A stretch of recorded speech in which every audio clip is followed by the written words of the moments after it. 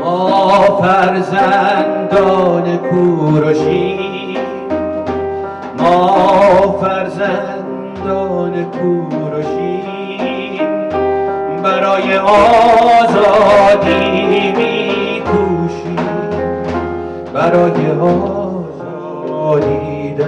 Our next speaker for today, she is Associate Professor of Persian and Iranian Studies and Founding Director of the Persian Studies Program in the College of Liberal and Creative Arts at San Francisco State University. Currently, she lectures in the Department of Modern Languages and Literatures and Middle East Studies program, where she teaches cultures and Persianate societies, both ancient and modern, in addition to Asian and ancient Iranian religions, including the minorities' traditions. Please put your hands together for Dr. Mitra Ara.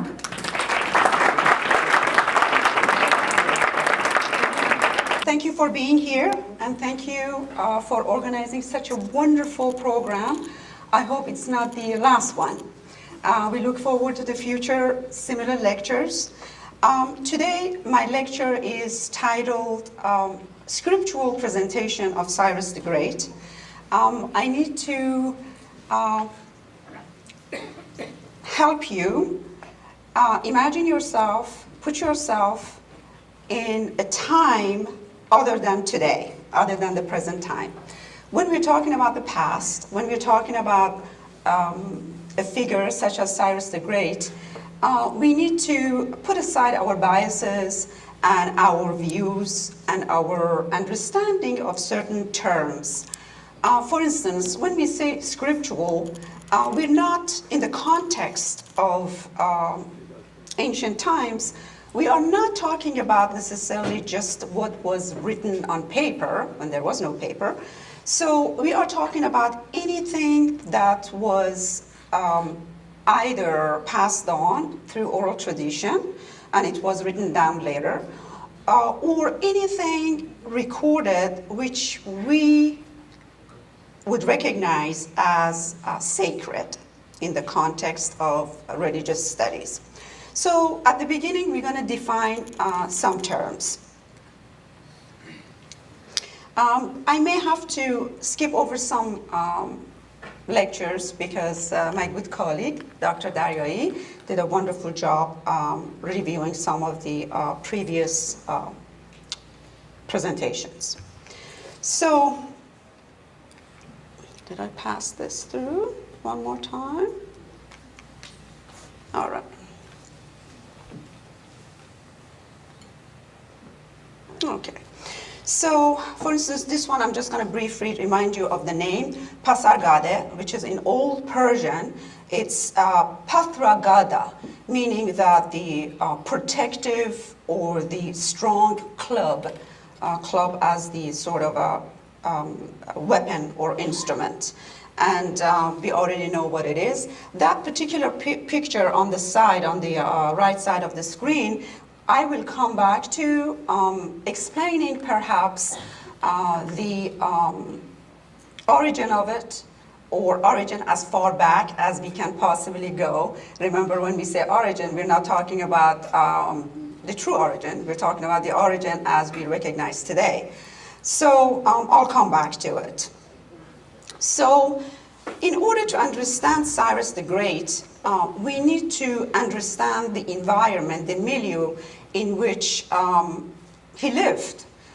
Similar to today, when we introduce ourselves, we say we are American, then we get into our ethnicity, we say Persian, and we say we're Californian, and we say we're San Franciscan. So Syrus the Great, I think he was great because he did not recognize himself as one person with one character. He was many. So if you're looking at the epistemology, we need to today figure out what do we know about him and how do we know what we know. So we know that he had two parts in him. One, he was a Persian as ethnicity, not necessarily as nationality. If he were here today, he would say, I'm Iranian. And then the other aspect of him, the other part, was that he was a king associated with the Near East, Mesopotamia, and he was the one who carried the torch, which was given to him, or he earned it, I should say, from much earlier time. So we review the culture, the religious beliefs, the ethics, the morals of his ancestors, both Iranian side and Mesopotamian, who he conquered. So, again, back to terminologies, we need to, for instance, when we say, what was Cyrus's religion? Religion is a new term, right? It's something that we've been using only for 2 centuries. So when we're looking at Cyrus and his time, the concept of religion was not necessarily the way we recognize today. So on a daily basis, they didn't get up thinking that what is my religion today? So various aspects of religion, such as you can read, how they view the world, their morals, prophecies, ethics, daily rituals, how they recognize the cosmos, heavens, skies, and afterlife. Everything which you can possibly think of was part of their daily life.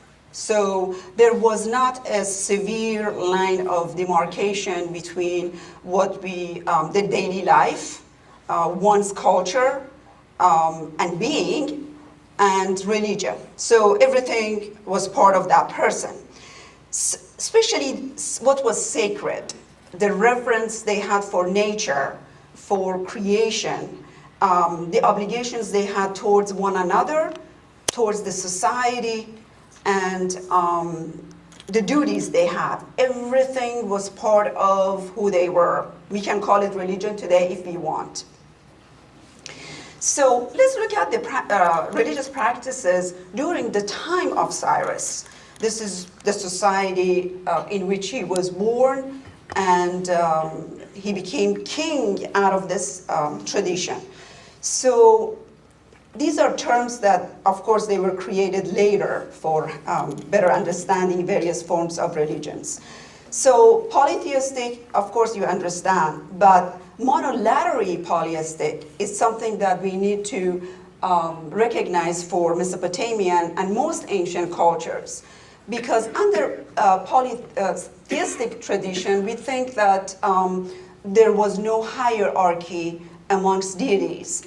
And they were pretty much all equal. Some were on the good side, the light side, the others were on the dark side, when in fact it was not so clear. And they did have a particular deity that they respected above all others. For instance, traditionally that was the god of creation, the one who created the world. So when it comes to the tradition of Syrus the Great, when we're talking about religious practices, we need to lean towards patternism. Patternism is something that pretty much forms all known religions, meaning that no religion is formed in a vacuum. No religion is created overnight without any roots in other traditions. And the tradition of Cyrus was no exception. So the general ethics in Mesopotamia practiced from 6,000 years ago were basically focusing on the duties, as I said, of individual and the king, the concept of justice from early on, from Sumerian time, which we will look at, existed. King is a shadow of God. King is chosen by a higher being. He is chosen by a divine being. Therefore, he has divine protection. So, and this is an honor given to him, not just because he was a nice guy, but because he was given the responsibility of taking care of the humanity. and play the role of God on earth, meaning that he had to be nice, a human, treating others the same, follow just behavior, and protect humankind. So in Mesopotamia, they, in order to maintain their relationship with gods, and in order to express their appreciation of the creation, they had rituals. And that's the meaning of ritual. We all have rituals, whether we don't recognize it as a ritual or not, but we do. So rituals were created to reenact something sacred. So we pray, not that God needs us to pray to him or to her, but simply because it's a reminder for us, right, where we stand in the cosmos. So therefore, king had all the protection he needed from the gods or God, as long as he kept his oath. Oath and promises were rooted at the culture of Mesopotamia. And there are various words, depending on the language, of course, depending on the dynasty, for that particular concept. Now, we are looking at Cyrus the Great as a Persian and as an Iranian. So we need to look at his background, see who he was, where he came from. As an Iranian, as my good colleague mentioned earlier, Iranians are rooted in the Indo-European tradition. So what do we mean by Indo-European? When we're talking about Indo-European, historically, we can only trace it back to 4000 BCE. So that puts us about 6,000 years ago. Why? Not that they didn't exist before then, but we say 4000 BCE because we have documents, either through oral tradition, which was written down later, or archaeology, or both. So Indo-Europeans were a group of people who were situated long time ago, right? But we know for sure 10,000 BCE, 12,000 years ago, somewhere in this region. So today we're talking about the northern part of Central Asia, Caucasus, the southern steppes, as we say, of Russian steppes, so southern part of Siberia, so right here at the center.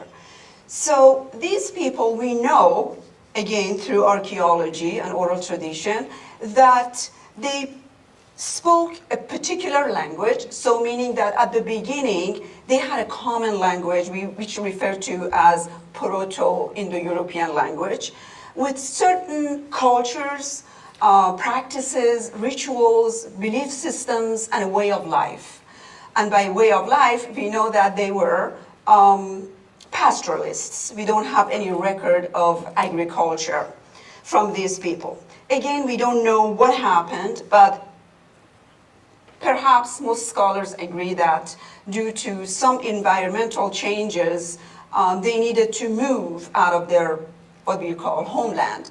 So over several thousand years, in various waves of migrations, they moved out of this homeland, out of this area. So again, you have to keep that in mind, that this didn't happen overnight. So they moved to various directions, right? And for the interest of this lecture, we're looking at people, just follow the light, who moved down and came to this area.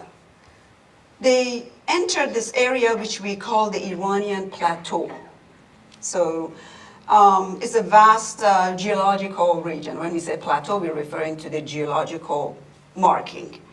And some state here probably on this line of migration, keep in mind that not all the people were on the move. So some just stayed where they were. So they came halfway, and we have the the Scythians, they were Iranians. They moved and they went to the eastern part, and then we have the Sogdians, Khwarezmians, Sogdians, Bactrians, Parthians, Persians, Medes. These are all Iranian people, right? Iranian tribes, because they were tribal people. They still are. When we look at culture, of course, cultural studies. So, and of course, a group went to the subcontinent, which we refer to as basically India and Pakistan, the northern part of the subcontinent, and they settled there. So,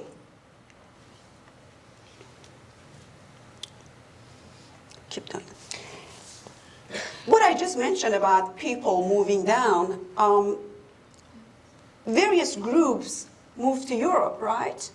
So when we're looking at Baltic, Slavic, Eastern European people, we are still looking at Iranian people. Iranian back then, no longer, of course. That's why I want you to move through time with me. Forget about today. We're talking about back then. And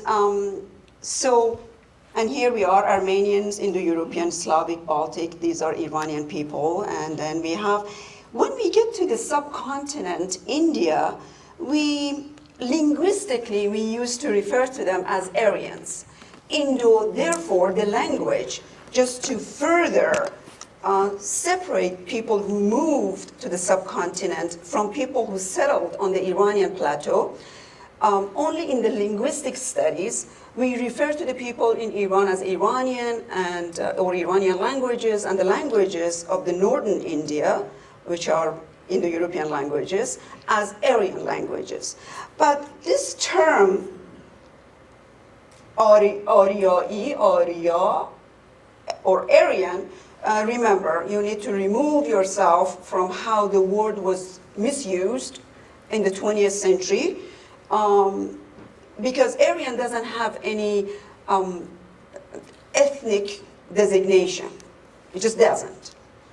So Aryan doesn't mean anything. Aryan is a term that we have received through the oral tradition of Indo-Iranians referring to themselves. So they have various adjectives describing themselves in this oral tradition. One of the adjectives they use is the word aero. So the proto is aero, which in Iranian is aero, and in Indian is Arya or Ari, as the proto name, not how it was conjugated later, meaning the noble one, right? So these people obviously viewed themselves as nobles. There are various, of course, discussions over the translation of the word and the usage, but the bottom line is these people thought of themselves as distinguished in ethics and behavior, right? So keep these people in mind, and we're looking at them again as we're going to come back to them.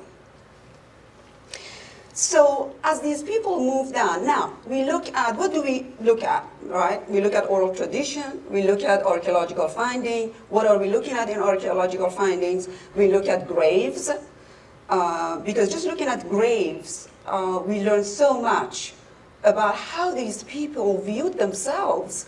In religious studies, we study graves pretty much, and what is inside the grave, because people were buried based on their morals, ethics, religious beliefs, and rituals.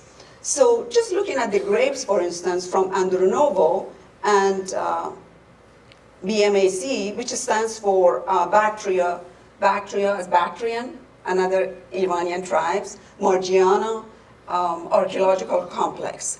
This BMAC is the largest archaeological finding so far in relation to Iranians and Indo-Iranians in the upper part of the Central Asia. And what we have learned from these findings, which is just immense number of artifacts, we learn how universal and how international these people were. various groups of people from various traditions from all over the world. Can you imagine? Back then, we're talking about 3,000-4,000 years ago, came together at this center. It was like an artistic town where they produced their arts, their artifacts, they exchanged products, they sold them, they bought things, and now it has come to us as a piece of treasure, and we get to know more about Indo-Iranians from that center alone. Back to these two cultural groups. Out of all the people, all the tribes moving down to Iranian plateau, today the culture of what we refer to as Zoroastrian culture, it goes back to Andronovo in particular, based on their rituals. Of course, looking at the burial sites and the kurgan, we call it a kurgan, the grave, how the grave was set. Whether people, the exposure of the body to the elements, we see that. The grave, we see that. Embalmment, we see. Depending on the social classes and how they wanted to preserve the body, they treated the body differently. For instance, the oldest mummy belongs to a priestess from Indo-Iranian tradition in the upper part of the Central Asia. This priestess obviously tells us about a culture that female had a high position in rituals, performing rituals. She was honored like a goddess, and they wanted to bury her with the most precious gold and jewelries and stone, well dressed, with a crown and everything. Well, of course, they're going to bury her. They're going to create a tomb, a pit, or kurgan that resembles a home. Because she was so precious, they're not going to expose her. They're not going to embalm her, because leave her somewhere that people could probably rob, right? So, and that's how she was preserved.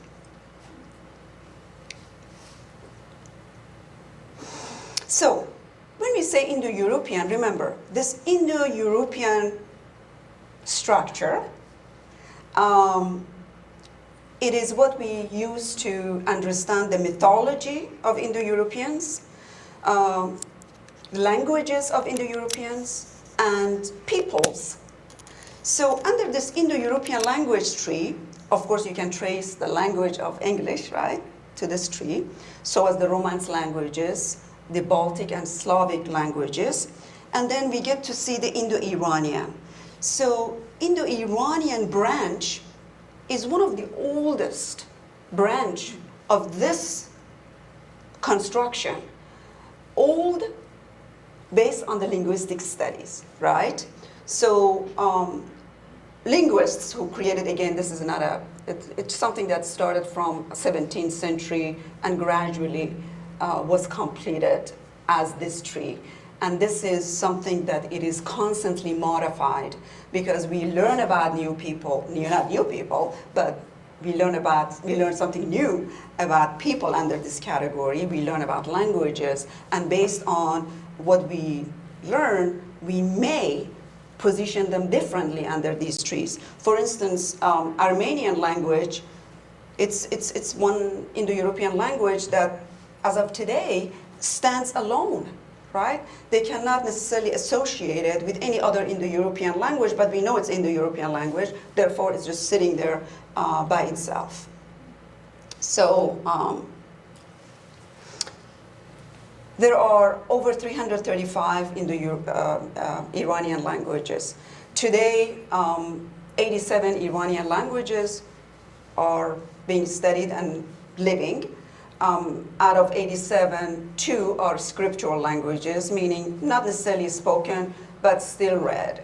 So the other 85 Iranian languages that are in usage today, remember, when we say Iranian languages, we're talking about linguistic division based on this construction.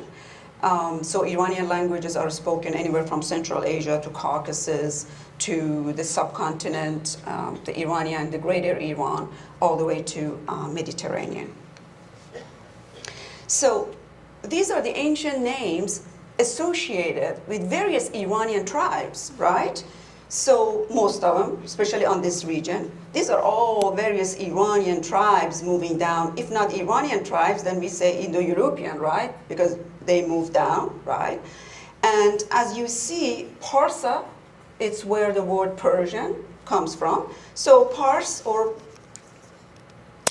Pars is still Pars today. Parsa people were a group, right? One of the tribes, and then we have the Medes, and we have the Parthians, and we have the Bactrians, and we have the Sardians. These are all Iranian tribes. So, based on their oral tradition, and this is a very simple list, of course. In Iranian studies, we look at other terms as well that would further highlight the similarities and the unity amongst these people. So we have two sets of scriptures that we use. One from India, right? Vedas, Rig Veda in particular, and then we have the Avestans.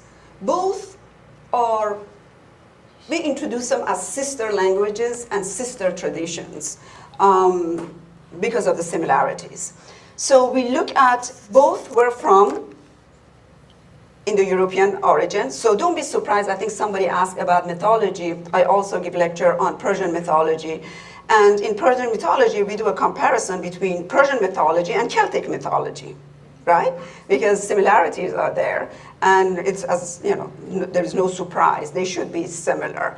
Even when we bring the mythology to Book of the Kings, Shahnameh, we still trace these figures and characters to other Indo-European mythological figures, and we find similarities, if not exactness. And that phenomenon, or that form of study, would apply to religious texts. So both coming from oral traditions, they were written down much later, right? So what do we find similar in these two, if not exact? Actually, this is my list of exactness, they're not similar. So the asterisks mark the prototype, meaning that these you can still find in other Indo-European traditions, right, with different forms. Because letters, consonants in particular, right, change from one language to another. So a word with a D from Old Persian into Middle Persian would become S, right? So we know that. So Vedic tradition, we have the word manu, right? And the manu, in both tradition, expresses the impetus. So when we say Angra manu is the impetus, spenta manu. So the manu doesn't change because it's the force. So there is a force behind the good thoughts, and there is a force behind bad thoughts. And that word expresses that impetus, that force behind, because it's the living force, right? So when we say word, and there was the word, right? Even Christianity says that, meaning that there is an impetus behind that word. So, and then of course we already talked about the concept of Rita, right? In Vedic, Rita, and Old Persian Arta and Asha. So all meaning the same thing. So we're talking about a cosmic order which is applicable to mundane order, living order, earthly order. So based on that order, if there is order, then there is truth, then there is harmony, then there is balance, and there is creation. And the opposite, of course, which is, right, Duru in Sanskrit, and Duruj in Avestan, and Duruq, of course, in Persian, modern Persian, New Persian. The concept of fire, somebody talked about fire earlier. Fire is the oldest known element in any ritual, in any religious practice. Its history goes back to, known history goes back to almost 2 million years ago. And we do have archaeological findings as how this was created, and from day one how it was honored, and what does it mean? So the fact that we have fire in different traditions doesn't mean they all carry the same connotation or they have the same usage, right? So we know that. Fire means something else in Jewish tradition when they light the candle. You go to a church, you light a candle, right? And then, of course, we have it in our tradition with different meanings. But the element is there. This is one element that has remained the same. Soma and Hauma, these are different substances used in rituals. And we get to the fire altars. Fire altars, based on the findings in fire altars, because those who specialize in it, actually they scrape the bottom of altars from like 1500 years ago, and they do a chemical testing to see what was in that altar. Based on their findings, they can determine whether it was just a household hearth, fire pit, or it was a fire used in rituals based on what's in it. And what we find in Indo-Iranian altars in the Central Asia and parts of Siberia is that the substance, the remaining substance inside these altar or fire pits, not all of them have altars, goes back to this substance. It's a plant substance. So these are all, every single one of them requires a different totally lecture, right? So, and then we have these characters. So Mitra in Vedic tradition, which in Persian is Mithra, this is one god associated with sun, right? And we understand the connection between fire and sun, right? So their attributes, right, as a god or as an element are pretty much the same. It is this Mithra that changes its form and changes its name, but it keeps its epithets and it keeps its nature throughout different cultures. So, which by itself it's been studied, right? So, and becomes Mithraism, right, later in Rome under the Roman. And today, if you travel through Italy, especially Rome in particular, right, you would you can visit some of the Mithraic temples. They're still underneath the cathedrals, so it's just a different lecture again.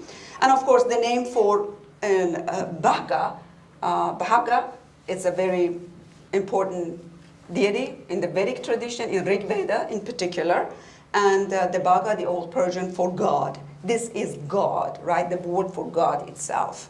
And we have Deva and Deva, both in the Iranian tradition. But what different cultures did with these names, it's a different thing, right? This is not what we're discussing. What we're discussing is the oneness, right, amongst all these traditions. And then Amrita, right? Amrita in Vedic becomes Amesha. So it's, because it's a different environment. What we do with words, how we use words and concepts depends on the language. How the language is used to express those concepts and in which context.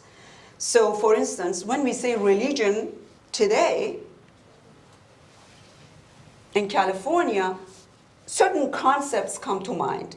If you say religion in India, in Hinduism or Buddhism, it doesn't have the same meaning. It means totally something else, right? So you need to keep that in mind, especially when you're looking at Syrus the Great. And then we have, it's way down here, I don't know if you see it, it's behind the podium.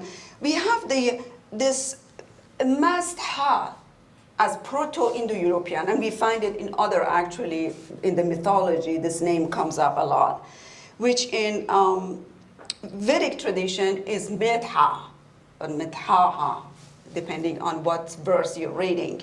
This Medha becomes Mazda, and in the Assyrian texts, cuneiform, we get the name as Asara Mazash. So is this Asara that becomes Asura and then becomes Ahura? And in Assyrian records, Mazash becomes Mazda. There's still deity.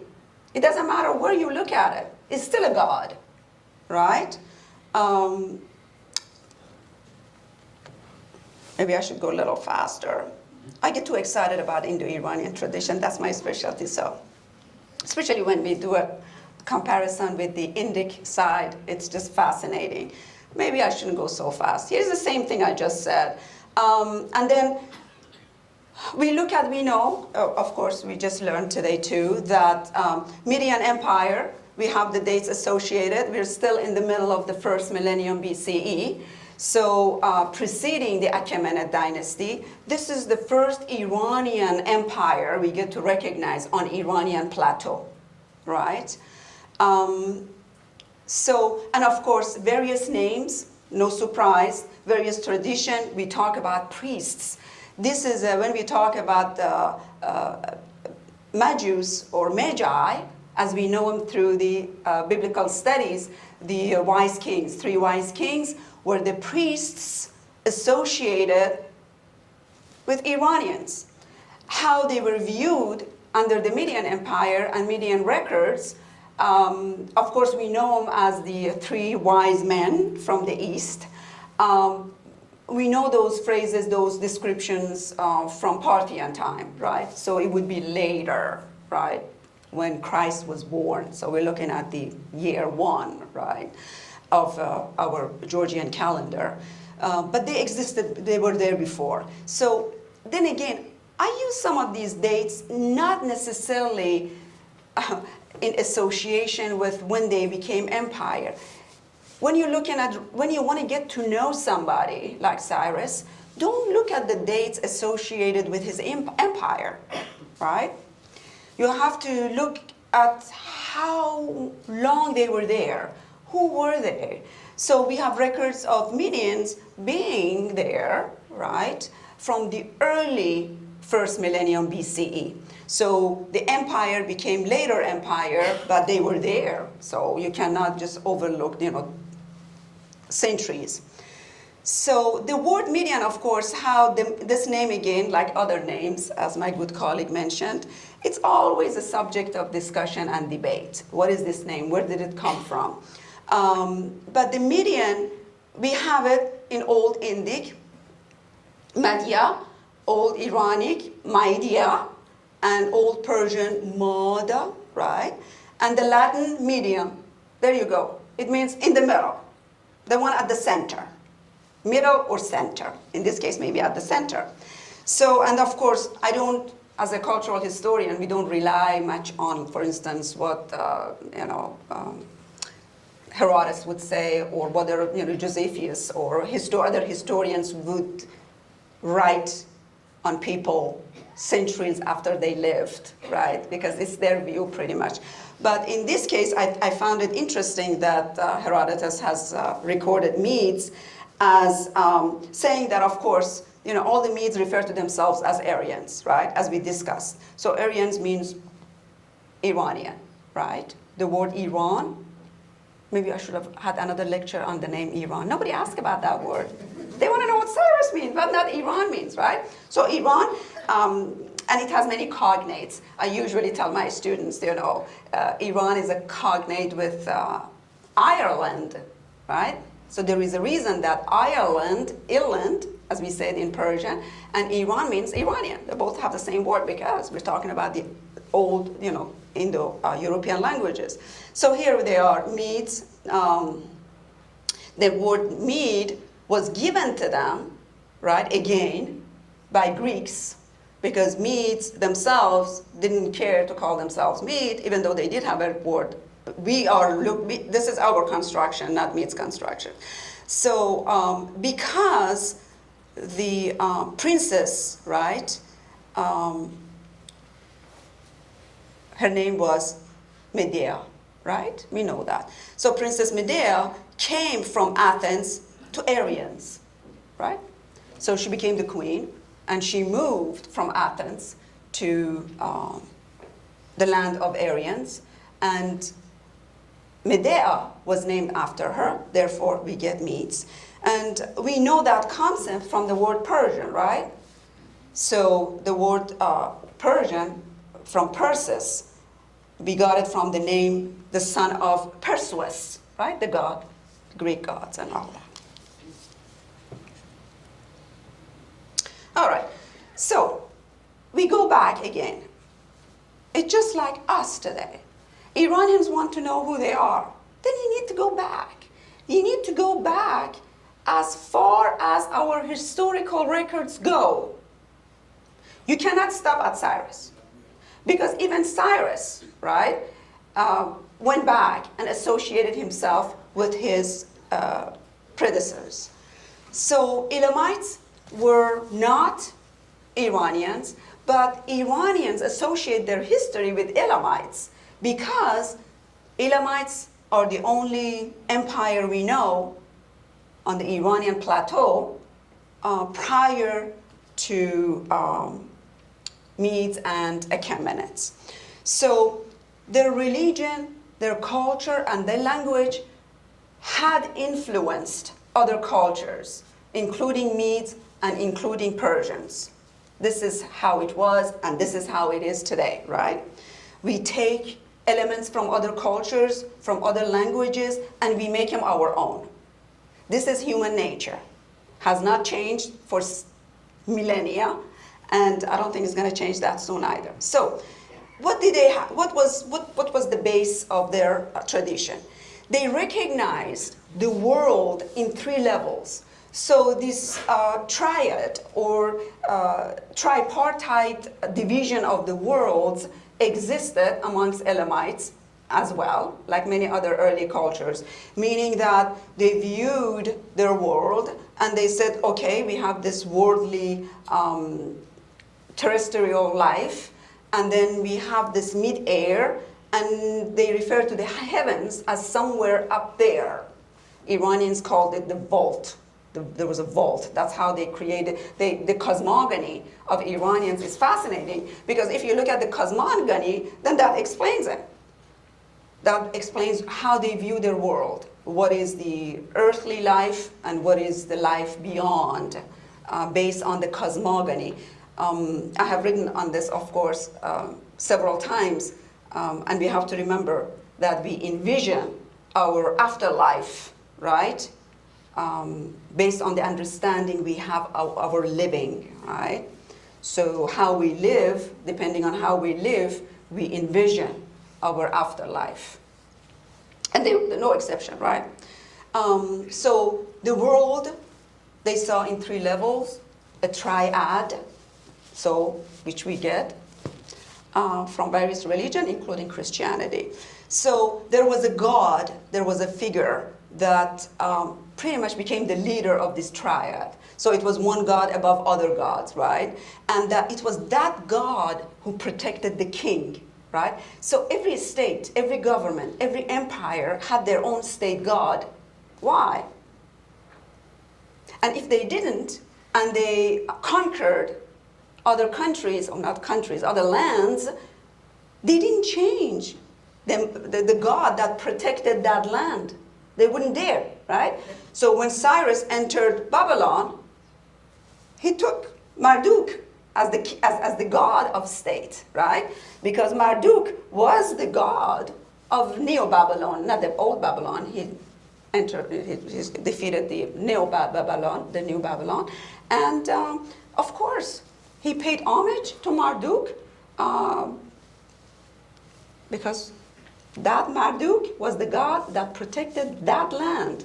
Therefore, if you become the king of that new land, you need the protection of this god, right? And of course, the goddess. The mother goddess has stayed with us throughout times. So from the Sumerian time, we don't know where, I'll come to Sumerians and we talk about this a little bit more, and then we have the sky god. The sky god would also remain the same.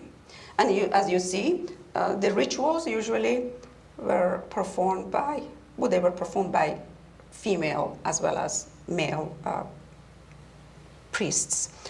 So, again, maybe I shouldn't say much about the cylinder, but it seems like there was some confusion over this Cyrus cylinder. Cyrus cylinder is about 10 centimeters. We're not talking about cylinder. The cylinder refers to the way it was built because, as my good colleague mentioned, this is how it was done. So probably they made thousands, if not millions, of cylinders. So they used clay, right? So this is a Babylonian Cyrus cylinder, right? Because Babylonians, scribes and priests, in honor of Cyrus, who just kind of conquered their land, they wrote everything they wrote as they understood Cyrus. They made this clay and they deposited it in the wall of the temple. And that's what they did for everybody, not just for Cyrus. So somebody mentioned that would there be other Cyrus cylinders? Of course, not as we know it, right? So this is the only one. But did others wrote something about Cyrus on a cylinder? Who knows, right? Maybe. But this is the work of the priests. So, we know Cyrus through the Indo-Iranian tradition, based on not him, just him, but his thinking. But it's very difficult for us in religious studies to take Cyrus out of that Indo-European religious context because of his actions. So, but then again, we get to know him through Jewish tradition, through the Old Testament. So here, of course, this is a classical painting. You see him receiving the rabbis, right? Once you recognize Cyrus, it's more interesting when you're visiting, especially Europe, various museums, and even in Prague. I walked into a church in Prague, St. Nicholas Church, and I couldn't figure out the figure next to Christ in the corner. It was all covered, gold-plated and everything. So I finally asked. They said, oh, he's Syrus the Great. So it was fascinating to see him in the church, Christian church. So Isaiah, the prophet Isaiah, from 8th century, remember, so he is 8th century. So we're talking about even before Achaemenid dynasty. We're talking about before, right, Cyrus. So I think the most interesting records are from the prophet Isaiah, because he was prophet, meaning that he had prophetic visions. That's why we know prophets, right? We call them prophets because they have prophetic visions. So it was in his prophetic visions, right, that he saw Cyrus in Babylon. So, which makes it very unique. And then again, those who wrote the book of Isaac much later. So much later, after Cyrus, they projected back and they say, prophet Isaiah predicted that, right? So, again, there are verses and verses and verses. If we were going to just look at the Old Testament, and Cyrus, it would take a whole day. So it is in this one in particular, 45, 1 through 3, where we see Cyrus recognized as anointed one, which it was translated later as Messiah, right? So he is chosen. And it is through these verses that we come to the word Lord. As you know, in the old Bible, the name of the God is not to be mentioned. So even Yahweh, we get the consonants out of Yahweh. So the God with the capital G, because we're looking at a monotheistic religion, is referred to as Lord. So it was God who took the hand of Cyrus, right, and said to Cyrus, right, that I want you to know that I am the God, and I am the one opening the gates to Babylon for you and help you get all the treasures and all that, right? So right here, this emphasizes the divine protection of Cyrus, right? If Lord God told Isaiah, right, that Cyrus is under my protection, this is almost, I would say, adds to the credit of that existing concept in Mesopotamia and also in Iranian tradition, that the God's protection, right? It's a divine grace to be bestowed upon individuals as they are chosen, And of course, Prophet Daniel, same thing, right? So Prophet Daniel, there is a lot of question about his burial site, but he's buried, right, in Iran. And his tomb in Susa, is a site that is visited by pilgrims, Jewish community from all over. That is the inside of it, and that's the outside. And of course, in the book of Daniel, I'm just stressing how many times the word Cyrus, I wonder if anyone has ever counted how many times the word Cyrus is repeated in the Old Testament. A lot, I can tell you that. So, and then again, look at this. Revelation was given to Daniel, right? That in his 3rd year, right, of kingship, this is going to happen and that is going to happen. So it's all about Persia and Cyrus. Ezra again. Ezra was lived after, 440. Yeah, right there. So, and then again, he even describes that, this is his description of himself, right? I came to Jerusalem when? Achaemenid still. And how many times he has mentioned Cyrus and then the protection of the Lord, right? Stirred up the spirit of Cyrus, king of Persia. So it's all God's divine grace. It's the divine protection, right? Maybe the Khawarna.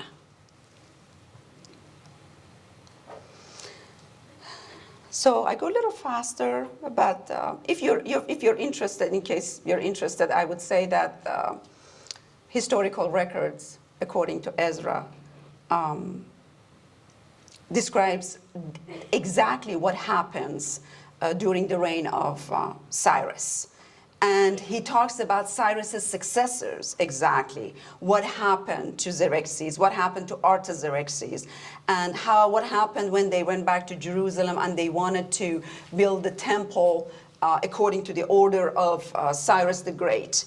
And they were stopped by the officials. They said, what right do you have to build this temple? Who told you? And they pulled out the creed, that Darius provided. Darius said that, hey, this is the creed signed by Cyrus. We come to fire, and I want to emphasize, because we study Judaism, again, as another old monotheistic religion besides Zoroastrianism, and we often do comparison, especially when it comes to rituals. So fire is a very important element in the Old Testament. And how you keep the altar clean. Who can touch the altar? Who can clean the altar? How the fire should be kept burning. The fire should never go out. And this is repeated over and over in the Old Testament. Other various about fire. The fire on the altar must be kept burning. It must never go out. Fire came down from the heaven. Never let the fire in your heart go out. So this is the association, the fire symbolizing that which is within, right? The fire is within. The fire is external. We look at the sun. Sun is the source of life. Without sun, we wouldn't be here, and so on and so on. And what was given, right? The offerings were made to fire. Right? Because fire, it's one aerial element. So the sun stands between us and the heaven. So the gods are above, right? And it's the sun that becomes the intermediate element. So what you give to the fire turns into the flame, and it's carried to the gods. That's why fire is so important in rituals. So Togolgok 21, this is the oldest Iranian temple from the 2nd millennium BCE. And this temple, it's studied over and over as we discuss, those who specialize actually in designing the floor of every altar. Because some traditions, the design of the altar, where the fire altar should be located, and the square footage and the form of the temple, fire temple, it's exact. And this comes from that archaeological complex that I told you earlier, right? Bactria Margiana. So we have the largest Indo-Iranian fire temple and rituals attached to it. The whole complex, it's like a huge city, right? From second. So this is the older known, remember, not every fire is a fire altar. And not every fire altar has religious or ritualistic usage.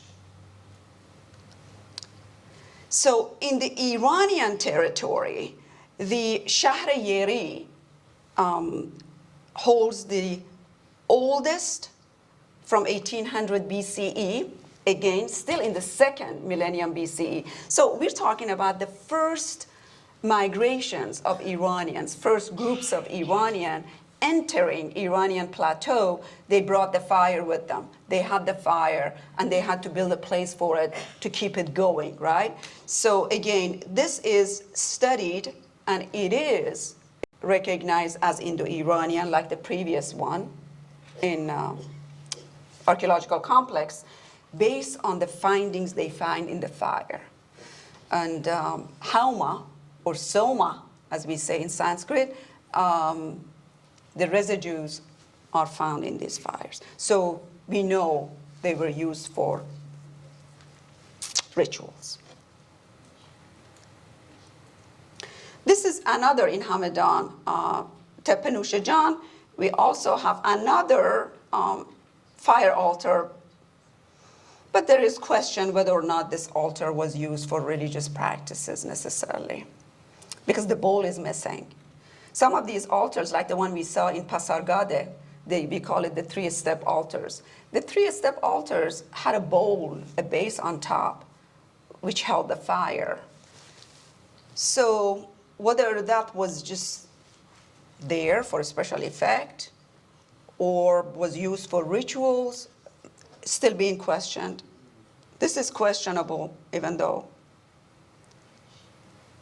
it's an area that probably magi, priests, perform rituals, but we don't know. Yeah, this is the Pasargada. This is a standard. The 3-step is standard Indo-Iranian. So this 3-step Indo-Iranian, whether the top is missing or not, is associated with performances. The 3 is very important in the Iranian tradition.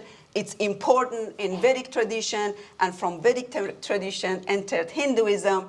So Trimurti, we have Trimurti, the triad, right? The Brahma, Vishnu, Shiva. So that continues. And this is, again, 3 worlds, right? So good thoughts, good deeds, and as well as the sky. So this 3 level, how you perceive your world, was applied to Indo-Iranian societies. So Iranian societies had 3 social divisions. I don't call them caste or classification, but just divisions, right? So priests were usually the first class of people, and then the warriors and soldiers and kings usually. And then, of course, depending on the culture, this positioning changed. And the 3rd level were people, lay people, workers.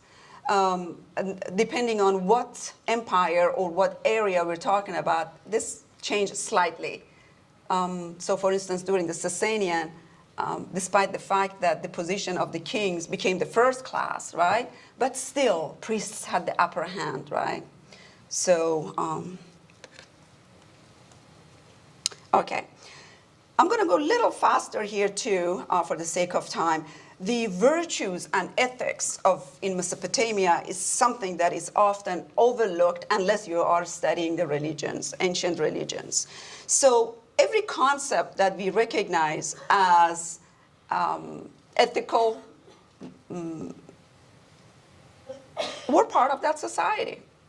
That's how they kept order. Doing the right thing, saying the truth. You get punished. Even in the first dynastic of Egypt, right? So we're talking about what, 7,000, 8,000 years ago? They had this concept that they call it ma'at. Ma'at, everything you know about Asha applies to ma'at. It's the cosmic order, it's the truth, it's clarity, it's doing the right thing, it's the balance, everything. And ma'at had the opposite. Esra, which is the chaos. So these two were always at it. So you had the forces of Ma'at creating, and then you had the opposite force destroying. So in ancient Egypt, they created these opposition, right, in their practices. So you have the light, and you have the good, and you have the bad, and the life means constant battle, right? Creating the order. So this ancient belief was almost, and remember, we're talking about non-Iranian people in Mesopotamia, right? Not all of them. We had Iranian people in Mesopotamia, but when we're talking about Sumerians, for instance, we don't know their origin. So maybe they were not, but that's not the point here. So how the world came into existence, right? Look at that. Every king had duties to his subjects. First rule of Mesopotamia, right? So, and every man had duties to his fellow man, right? So God gave power to the king to exercise justice. And I tell you, I got all this out of Shuruk. So Shuruk was written down in the 2nd millennium BCE, right? So it was a incantation, right? Series of them. I think there are 9 or 11. That's still in it. 9. It says 9 that we know. We found 9. So were written during Ashurbanipal. So scribes wrote the ethics, do's and don'ts of the time, right? And this is what they're stressing, rightness. So Sumerians were the first we know of in Mesopotamia, right? Remember, again, keep in mind, when we say Sumerians, and then we talk about, Akkadian, that doesn't mean Akkadian put an end to Sumerians. When we say Achaemenid, doesn't mean they put an end to Babylonians. When we say Achaemenid, doesn't mean they put an end to Medes. It doesn't work that way, right? So, meaning that the previous people and cultures and religions and languages continue to exist. Just because government doesn't change doesn't mean people change. So Sumerians existed, and they come back to the historical record, and then they fade away, like Babylonians. The Babylonians, faded away. Assyrians took care of them, so they didn't die. Historically, in historical records, they faded away, and then they came back again, right? They became Neo-Babylonians. So Sumerians, the date again I provide from 5th millennium BCE. That is, we're not talking about when they became empires. We're talking about the time that we know they existed, and they had the concepts of heaven and God. This was their mark. This was the God. Let's put it this way, right? And the symbol is this 8-pointed figure, symbol, whatever that is. And that has stayed with us until today. So we look at symbolism, right? We look at symbol. So especially those who might be interested in the practices or the position of women in ritual practices before the Abrahamic religions came into the picture. Because once Abrahamic religions came, Judaism, Christianity, and Islam, the position of women, right, in ritual practices and religious practices changed. right? So, but if you're interested, for instance, you want to look at the symbols. Look at the Godea. You know, he is one of the kings, right? Sumerians. And we look at the gesture, the humility of the king, how he holds his hand, how he sits, and in reverence. This all says something about the ethics, right, of that king. And here we are. We have this goddess. I call her the undying goddess, right? So she starts from Sumer and then moves on. She's a survivor, right? Because, and then in Iranian tradition, in Avesta becomes the, you know, Ardasura, Anahita. So names change because languages change, but her qualities don't change, right? So we don't care so much about the name, but we look at the attributes, what this goddess stands for. And her sign is this 8-pointed sun, right? Which Assyrian kings took. Achaemenid took. So they wore it on the wrist. They have it in Pasargada. You see the sign. But this is her. So who is she?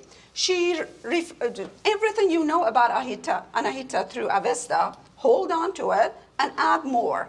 Because she was the mother goddess. She was the earth goddess. She was associated with water, or waters, I should say. Because anything liquid. I just got this sign. Okay, somebody else talked about the wing. This is something else that has stayed with us, remained, because of its symbolism. So this is the, of course, from Assyrians, the Ashur. The god was symbolized by the wings and the sun, because it's the sun god. And the king, of course, right, can be the representative of a god. Therefore, a king can be named after a god, can carry the sign of the god. And Egyptians had the same thing. This is from the first, second dynasty, so 6,000-7,000 years ago. This is the sign, the Assyrian Empire, right? So we have that over every Assyrian king heads.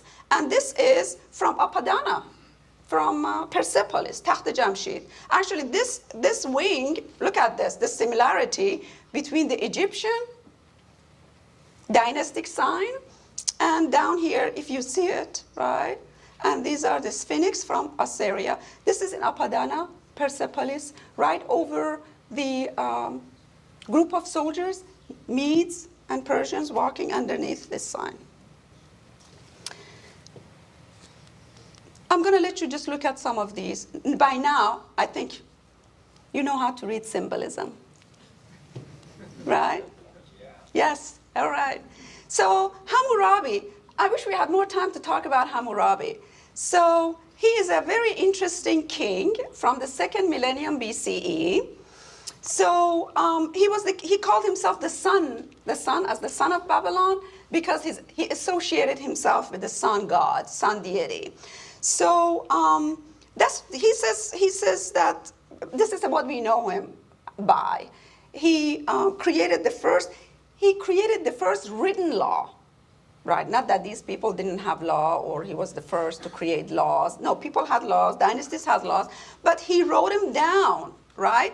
And he tried to unify all the people in Mesopotamia. And again, he's known for his written codes of law.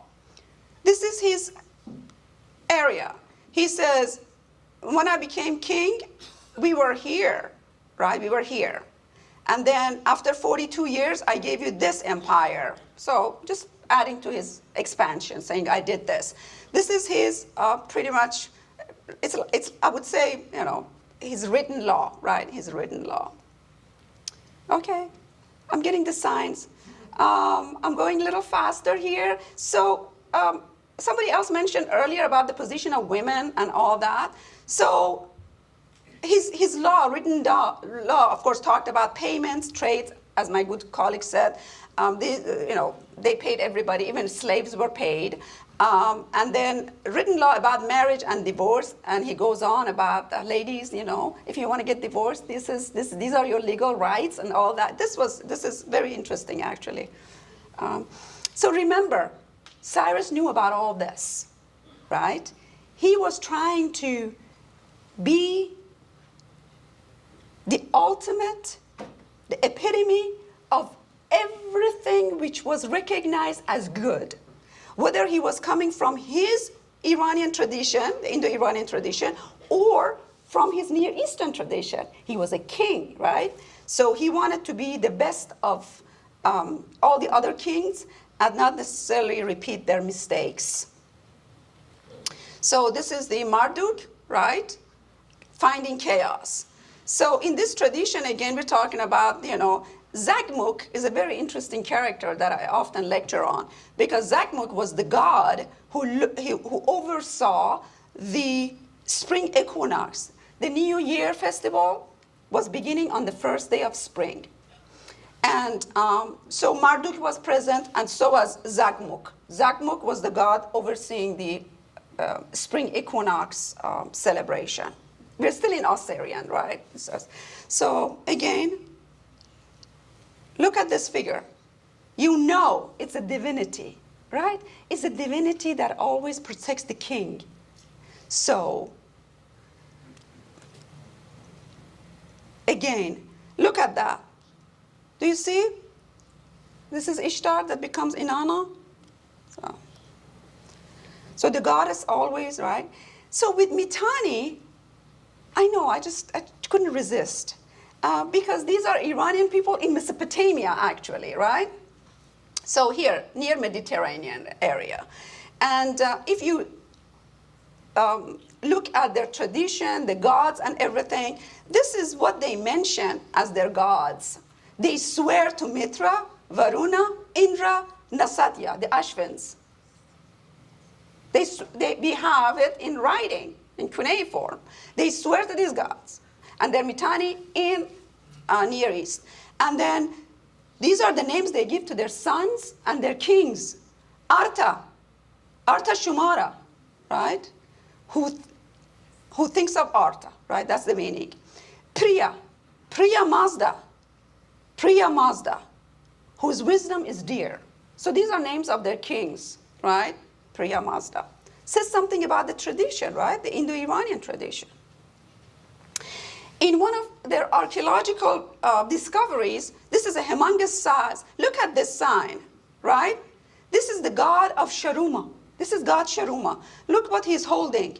And look what we have in Pasargada. So if you look at the position, of course this is a drawing, right? Similarities. I couldn't resist. But in any case, I would say that obviously different kings with different characters, they coped differently with the problems and issues of their time. But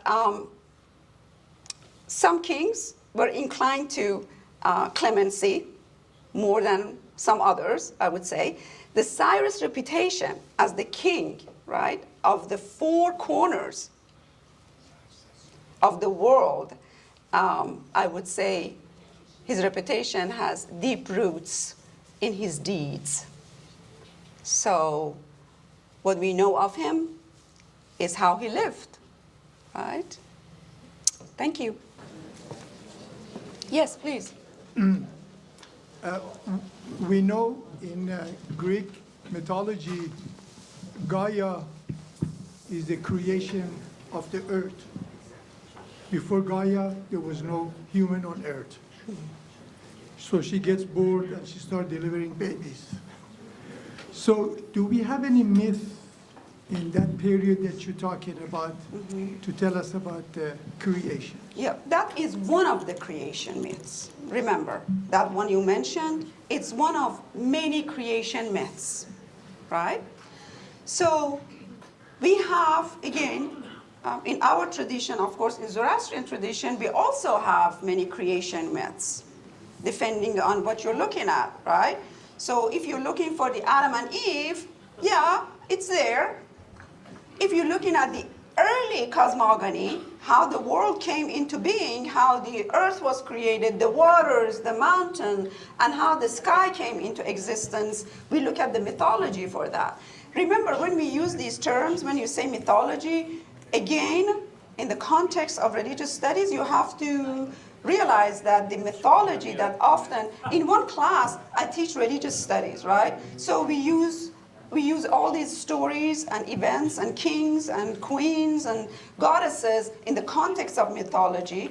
We use the same information in a class that we refer to as mythology. So somebody else's mythology is somebody else's religion, and vice versa. Somebody else's religion becomes somebody else's mythology. So one person creating babies because they just wanted to add to the population, it's amongst all mythologies. It's among all mythologies. So in Indo-Iranian tradition, there is one particular mythology that rather than a female, it's a male figure, right? So it's, of course, it's not a human being, but we look at him as a god, and we refer to him as the man, the Manu. So Manu is the root. Yes, we have it in Iranian mythology as well. So Manu is the exact name that you find in Vedic tradition. It's this one person, Manu. And then, of course, in Rig Veda, in book 10 of Rig Veda, the Manu becomes Purusha, right? So the meanings are the same, meaning that one person decided to multiply. I have another question. In your presentation, you're bringing so much from Jewish book and the other books. These are not historical books. So in history, as you know better than I do, when somebody says something, somebody has to validate it. So we can't just go by somebody's writing, somebody's voice, and take these as truth. A good example of it is Three Kings following the North Star. So in today's knowledge, we know there is no such a thing. We can go back 5,000 years ago to the, I forgot what the Nujum is in English. We can go way back and track the stars to find out where they were 2,000 years ago. There was no such a thing as a North Star 2,000 years ago and three Magi's following that. So that's all I have to say. How do you know that we didn't know? Because in today's science, as I mentioned, history, in today's science, in the Ilm of Nujum, I forgot the English version of Nujum, astrology, we can predict 2,000 years ago where this particular star is going to be. And also we can go back 2,000 years ago, find out where the stars were. So just because it is written somewhere, it doesn't make it a fact. That's all I'm trying to say. So in academia, we recognize history even if it's not written. And we still call it history. So we say the unwritten history. That's why we pay close attention to that which was written later, or it was referred to later, but it came down as oral tradition. Just because something was not written down doesn't mean it didn't happen. And the opposite, if something is written down, it doesn't mean it's history. That's why somebody's history is not my history, and my history is not somebody else's history. You know, the first time I took a class in the United States, and I remember the teacher started talking about Alexander the Great. I was dumbfounded. I thought he was trying to be sarcastic. I was raised in a different history. I wasn't raised recognizing Alexander as the Great. I was told Alexander not so the Great. So remember, history, just because it's written and we read it, doesn't mean it's history. It just means, and of course, in women's studies, when we look at the history, often my female students say, wait a minute, why do you keep talking about the kings? You know, what happened to the queens? Well, we know about kings, male kings, because somebody wrote about them. Or why all the prophets are male? Because somebody wrote about male prophets. It doesn't mean that they were not female prophetesses. Right? So, and I always say when it comes to history, remember, it is his story.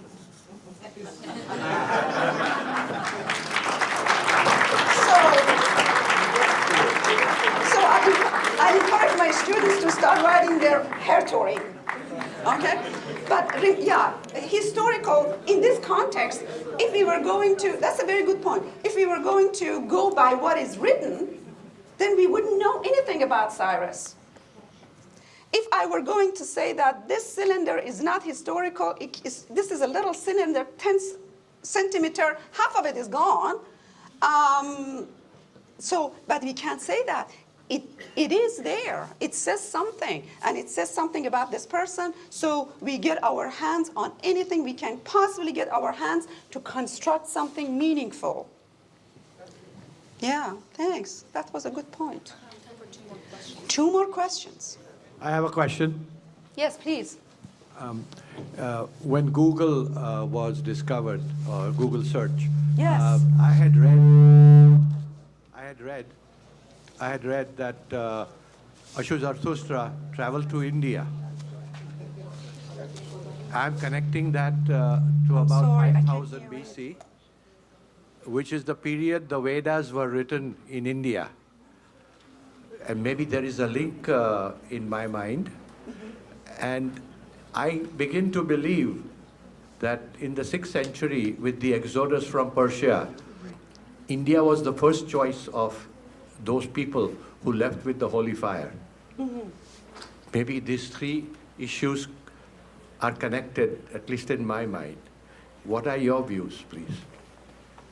If I didn't hear the first portion of the question, In the early the microphone keeps going off. In the early 90s, when Google search was discovered, Yes. I had read that Ashu Zarathustra had traveled to India. I can't find it anymore. yes, yes, Is it true? Point one. okay. That was, say, 5,000 years ago. At the same time, in India, the Vedas were being written, in my mind. Point number two. Point number three, I begin to conclude that the migrants in the 6th century, due to persecution in Iran, India was the first choice because people were talking about it and emoting about it. Yes. What are your views on all this? Well, based on what we know, that was a logical thing to do, right? As I said, when we're looking at the Zoroastrians, or in fact all Indo-Iranians, anywhere they migrated to, they knew about each other and they knew where was the best place to go to. When you talked about, if I heard you right, earlier on the mentioning of India in the 4th or 5th or 3rd millennium BCE, you know, the name, for instance, Sargon went to India. So the concept of trade, what you're talking about, I think comes into mind. So you have to remember, even when we're talking about Sumerians, right, and Akkadians, these people still had their trade routes with other people and other nations. They were not functioning in isolation. And when we say trade, I have to define the word trade. For us, trade is trading objects. But in the context of religious studies, it's trading religions, ideas, beliefs, rituals as well, right? So in the migration, the early wave of migration, yes, some Iranians went to India. Well, it wasn't called India, but they went to India, right? And I'm not sure about the Parsi migrations to India as a choice. So I wouldn't know that. I don't know. It makes sense, right? But I thought it was accidental that they pretty much landed in that part of I didn't think those priests knew about navigation, sea navigations, because just a group of priests, right, taking this sea journey. So they weren't sure exactly where they're going to land, and I was under the impression that, from what I have read, that the waves kind of helped them to that direction. But they made the right choice, I think, don't you think? Perfect choice. Perfect choice. It couldn't have been a better place. Yes, yes. Dr. Ara, thank you very much. You're welcome. The subject you brought was so bright that I need for my brain at least 1 year to sit and learn that. But I have one question. You said the migrant from Siberia brought their fire to Ardabil. Is that correct? Assumed. Yeah. It is assumed, since it's 2nd millennium BCE, Yeah. right? And based on the chemical examination of the properties of the area, right? And looking at that particular substance, which is assumed to be that substance, it was important to them to keep the fire going. So, whether they brought the fire with them or not, we can assume that, Yeah. but it's just assumption. We would know. We would know. We have no way of knowing. We know from Persian myth that Hushan Shah found the fire or the way to control fire. The fire was found always it. there. But he found how we can make fire and can control fire. Now, at that time, but Siberia was not part of Iran and part of Persia. How can be the fire come from the Siberia to Ardabil and Hushang turn the fire on? How? That's a good question. But when you say Hushang found the fire, what timing are we talking about? When was Hushang? When did he live? Where did he live? We don't know. Yeah, In we don't know. Oh, In Persia. oh. Because he was Shah of Persia. I thought by now we defined where Persia was. Exactly. That's So, my question. yeah, these terms academically are not interchangeably used, remember. So Iran and Persia, Iranian and Persian, these are not interchangeably used. Yeah. So you can be Iranian, right, and not necessarily from Iran. You can be Persian and not necessarily born in Iran. So by now, we know when we say Iranian, we're talking about this vast region. So Hushang is a mythological figure, and at least we call it that. So whether historically he existed, when we talk about Pishdadian, for instance, right? So that answers our friend's question there. So when we're talking about historical, right? He said if it's not written down, then it cannot be historical. But you think Hushang was king, and he actually lived, and he was Persian, and he lived in Persia, right? Maybe. We don't know. Remember, oral tradition, the memories, right? I think Joseph Campbell kind of pointed to that, mentioning that as a collective consciousness, right? So when we're going back to these mythological elements, right?